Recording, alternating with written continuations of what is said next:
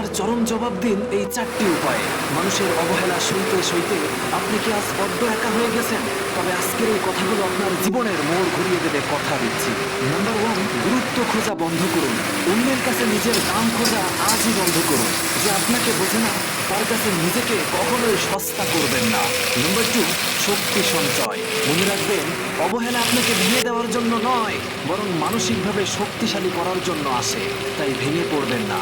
Number 3, নিজের দায়িত্ব। অন্যের হাতে নিজের হাসি খুশির চাবিকাঠি তুলে দেবেন না। নিজেকে সময় দিন এবং নিজের খুশির দায়িত্ব নিজেই নিন। নাম্বার 4, আত্মসম্মান। আপনি কি সেই মানুষ যাকে হাজারবার অবহেলা করলেও বারবার ফিরে আসেন?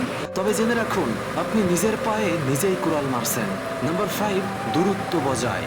যারা কেবল প্রয়োজনে আপনাকে মনে রাখে, সেই স্বার্থপর মানুষদের জীবন থেকে আজই ডিলিট করে দিন। আসলে আপনার মূল্য তারাই বুঝবে যারা আপনাকে হারানোর ভয় পায়। আপনি কি আজ থেকে নিজের আত্মসম্মান নিয়ে বাঁচতে প্রস্তুত? তবে সঠিক পথ চিনতে আমাদের ফলো করুন এবং আপনার মূল্যবান মতামত কমেন্টে জানান। ধন্যবাদ। অবহেলার চরম জবাব দিন এই 4টি উপায়ে।